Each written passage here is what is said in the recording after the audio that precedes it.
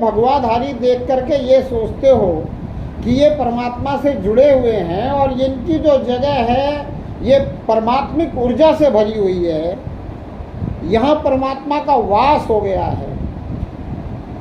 ऐसे ही अगर आप ये सोच लो कि ये पूरा ब्रह्मांड परमात्मा का है और पूरे ब्रह्मांड में परमात्मा समाया हुआ है, हर जगह परमात्मिक ऊर्जा भरी हुई है, तो आपके घर पे भी है।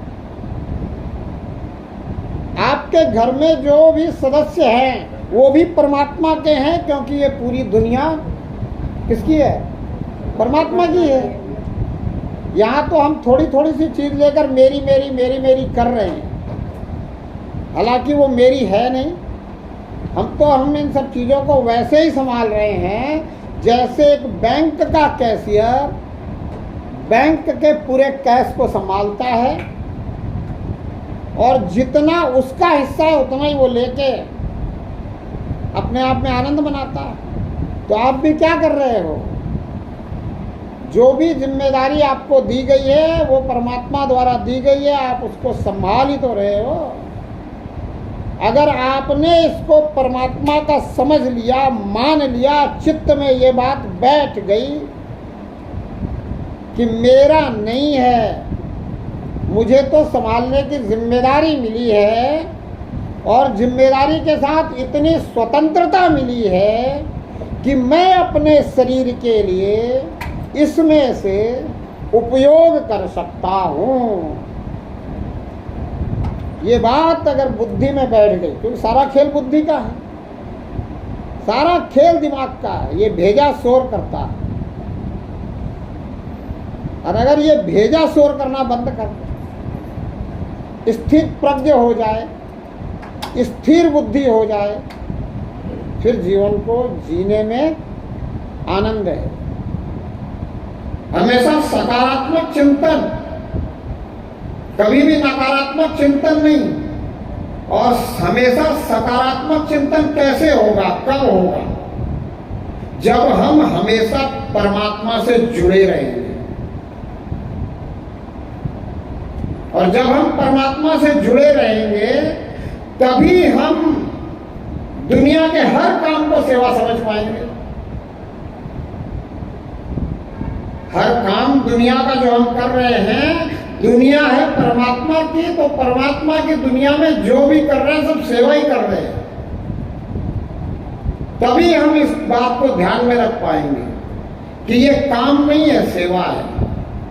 कुछ लोगों ने हमें भ्रम में डाल दिया है कि तुम घर के काम छोड़ करके सेवा के लिए आ जाओ। बड़े गजब का भ्रम है, हमें भी समझ में नहीं आ रहा। हमें घर के काम में रोना आता है और जहां सेवा का नाम लेकर बुला लिया जाता है वहां आनंद आता है। तो मैं कहता हूं, अगर दुनिया के हर काम को आप सेवा समझ लो, क्योंकि दुनिया परमात्मा की है, तो आनंद आएगा। और सेवा करने जहां जाते हो वहां झूठ बोलते हो क्या? नहीं बोलते। तो जब दुनिया के हर काम को सेवा समझ लोगे तो झूठ पीछे छूट जाएगा। छूट जाएगा कि नहीं? आवश्यक जो करना है वो समझ में आ गया तो अनावश्यक अपने आप छूट जाएगा। छूट जाएगा कि नहीं?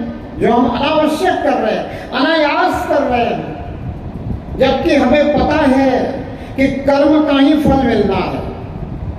हमें संतों ने सिखाया कि साच बराबर तप नहीं, झूठ बराबर पाप, जाके हृदय साच है, तन के हृदय आप मतलब परमात्मा।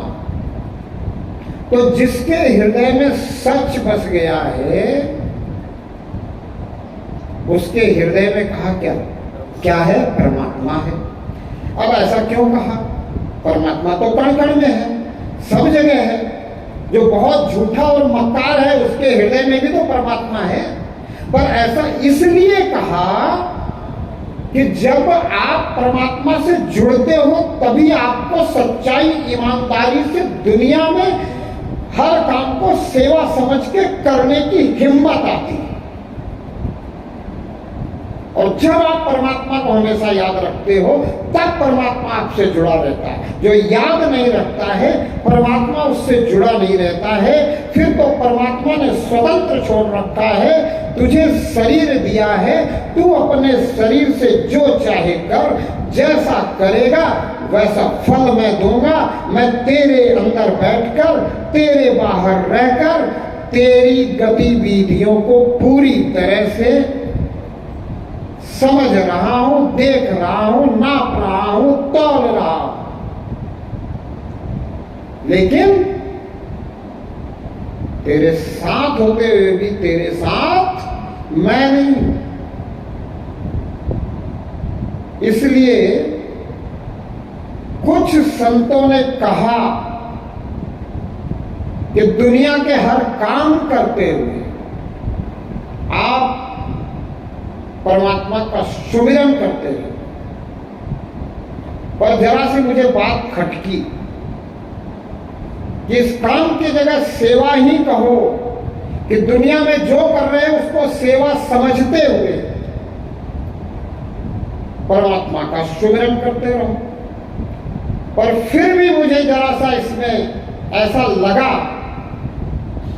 कि अगर कर्ता भाव में पड़े रहे तो भी कर्म का फल भोगना पड़ेगा, क्योंकि भाव का प्रभाव है। भावेन विद्धते देवा। तो मैंने विचार करके एक विचार सबको देना प्रारंभ किया है कि आप जरा सा इस क्रम में फेर कर दें। आप अपने आप को कर्ता ना समझिए, असंभव है।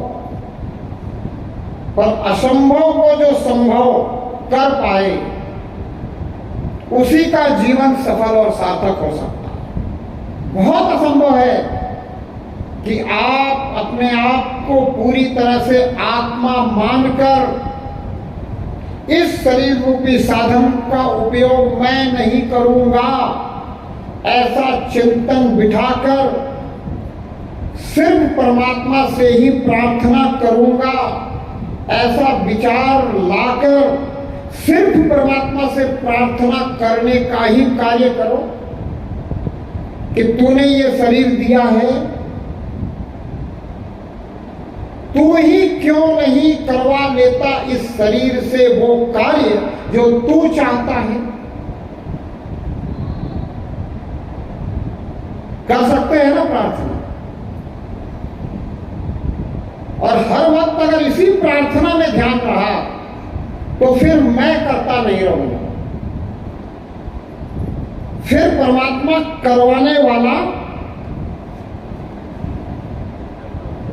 और शरीर से होता रहेगा। शरीर से क्या होगा? होता रहेगा। और जब शरीर से होगा और परमात्मा करवाएगा तो यकीन मानिए वो होगा जो आपके जीवन में सर्वश्रेष्ठ होना चाहिए। आप अपने जीवन में श्रेष्ठ कर्म कर सकते हो, अति श्रेष्ठ कर्म कर सकते हो, पर आपको पता नहीं है, मुझे भी पता नहीं है कि मेरे जीवन में सर्वश्रेष्ठ कर्म मुझे क्या करना चाहिए। तो कैसे कर लूंगा? पर परमात्मा को पता है कि मेरे जीवन में सर्वश्रेष्ठ मेरे शरीर रूपी माध्यम द्वारा, इस साधन द्वारा क्या होना चाहिए। तो अगर हम परमात्मा पे छोड़ दे तो परमात्मा जो करवाएगा वो सर्वश्रेष्ठ होगा। और इस बात को समझा कबीर जी ने और प्रभु की कृपा हुई। कबीर जी की इस बात को अगर मैं ठीक समझ पाया हूं तो प्रभु की कृपा से माध्यम और निमित्त बनकर आप तक पहुंचाने का प्रयास है। कबीर जी कहते हैं, ना कियो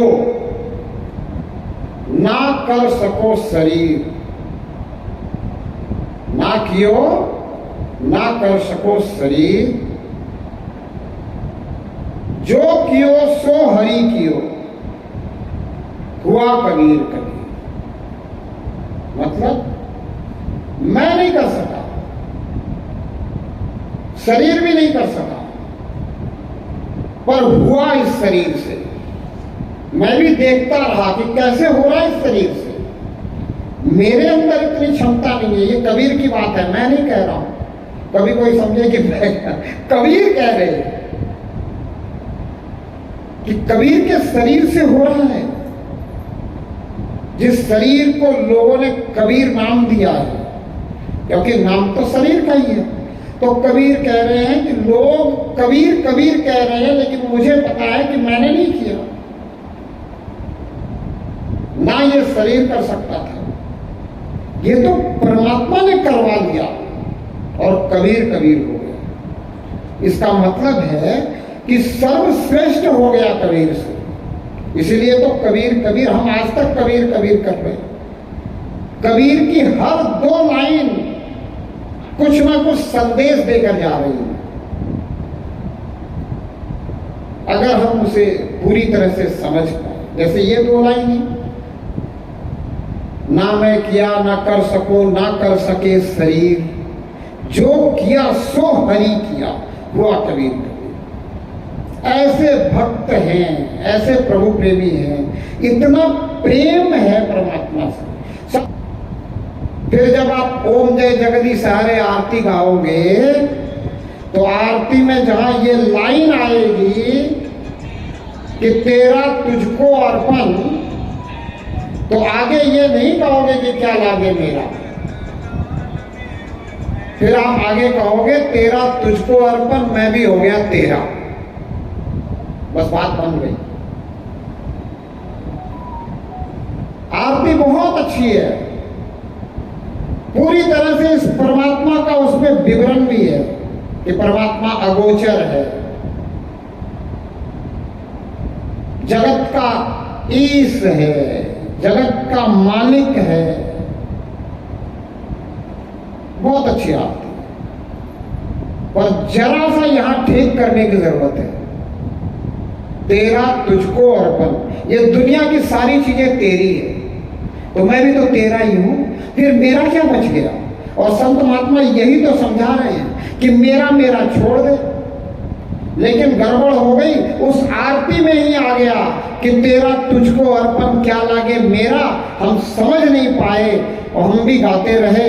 अब मैं निवेदन आपसे करता हूं, या यूं कहो कि परमात्मा की आप पर कृपा हुई है, मेरे माध्यम से निवेदन परमात्मा ही करवा रहा हूं कि भूले भटके बैठा है, तेरी भूल सुधार करवा रहा हूं इसके माध्यम से। अब तू आगे यही कहना कि तेरा तुझको अर्पण, मैं भी हो गया तेरा, और तू जब हो गया मेरा, तो परमात्मा कहता मैं भी हो गया तेरा। अब जिसका परमात्मा स्वयं हो जाए, जिसकी अंगुली परमात्मा पकड़ के चलाने लग जाए, जिसके शरीर रूपी साधन के द्वारा परमात्मा कुछ करवाने लग जाए, उसको कोई दुख हो सकता है क्या?